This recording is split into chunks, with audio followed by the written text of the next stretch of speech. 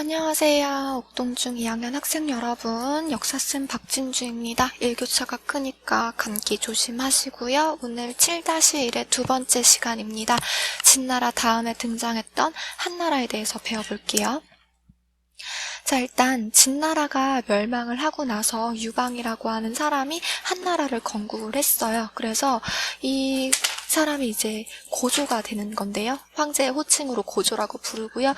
이 사람은 군국제를 실시했습니다. 당시에 그 혼란스러웠던 그 나라를 다시 통일을 했었기 때문에 한꺼번에 이 고조가 중앙통치체제를 확립할 수가 없었어요. 그렇기 때문에 실시했던 군국제는 군현제 플러스 봉건제가 되겠습니다. 그래서 황제의 힘이 이제 비교적 강력하게 미치는 수도 주변의 중앙에는 군현제를 실시를 해서 관리들을 그 지역을 다스리도록 임명을 했었고요. 좀 더 먼 지방에는 황제의 힘이 미치는 게 좀 이제 많이 힘들겠죠. 그래서 여기는 그 황제의 친척이었던 제후가 이제 그 땅을 나누어 다스리게 되었습니다. 그래서 그걸 군국제라고 하고요. 그 다음에 이 한나라를 이제 굉장히 강한 나라로 만들었던 황제가 무제가 되겠습니다. 중앙집권 체제를 확립을 했기 때문에 이제 그 봉건제는 없애버리고 군현제로만 실시를 했었고요. 그리고 이 한나라가 그 다스리는 통치 방식으로 유가 사상을 받아들이게 되었어요. 그래서 유교의 국교화, 그러니까 아예 나라의 종교격으로 그렇게 다스리게 되었고요. 그 다음에 영토를 굉장히 많이 확장을 해요. 흉노족, 우리 진나라 북쪽에 있었던 흉노족 때문에 진나라가 만리장성을 만들었다 했잖아요. 그래서 그런 흉노를 정벌을 했었고 베트남 북부까지 영토를 확장했었어요. 거기다가 이제 서쪽에 있는 서양이랑도 중동 쪽이랑도 이제 교역을 할 수가 있었는데 그게 바로 그 중국 서쪽에 길을 하나 개척을 했었거든요. 장건이라고 하는 사람이 그 비단길을 개척을 했어요. 길 이름이 비단길이에요. 그래서 아라비아 서역과 교류를 할 수가 있었다.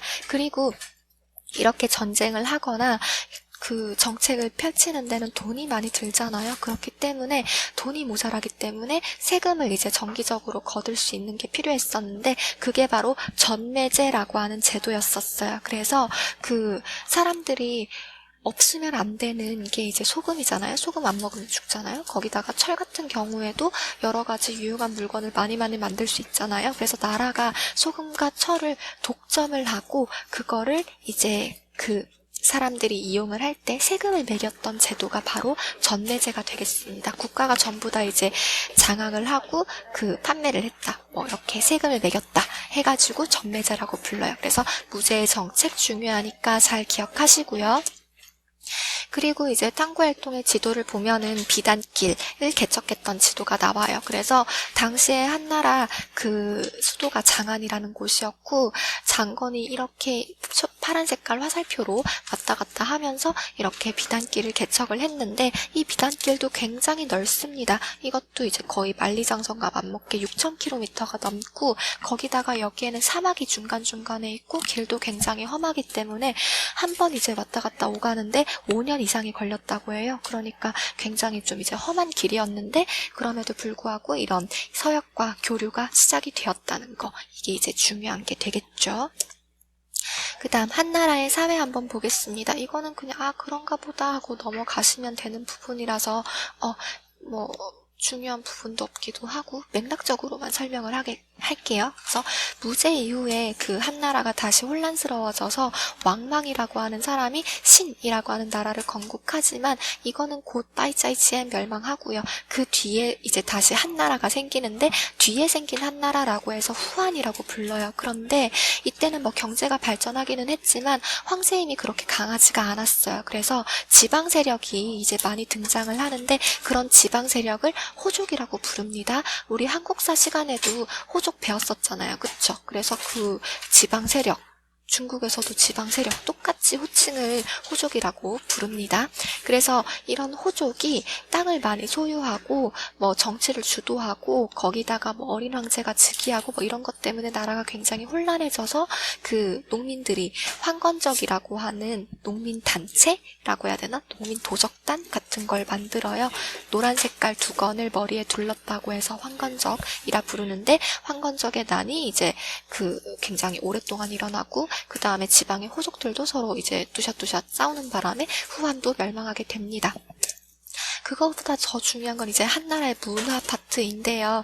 일단은 진나라 때 분서갱요 때문에 유교랑 관련된 경전이 거의 다 불타거나 없어졌다 했잖아요. 그래서 그런 경전을 정리하는 유교 학문이 발달을 했는데, 그걸 훈고학이라고 하고, 그거보다 더 중요한 거는 체륜이라고 하는 사람이 종이를 만들었어요. 종이를 만드는 기술이라 해서 제지술. 그래서 이것 때문에 이제 책도 더욱더 많이 만들어지고 문화도 발전할 수가 있었어요. 거기다가 이제 역사책이 편찬이 되었는데, 대표적으로 유명한 게 사마천이라고 하는 사람이 이제 지은 사기라고 하는 역사책인데, 이게 이제 각 파트별로 나눠가지고 역사책을 저술을 하던 형태예요. 그래서 이게 이제 뒤에 후세 사람들이 역사책을 쓸 때 좀 이제 참고하게 되는 양식이라서 중요합니다. 그리고 불교가 전래가 되었는데, 불교는 인도에서 먼저 만들어진 종교죠. 이거는 이제 서역 쪽이랑 연결된 비단길을 통해서 전래가 되었습니다. 궁금해요 하면서 체륜이 종이 만드는 방식이 쭉 나와 있고요. 수업은 여기까지. 사랑합니다.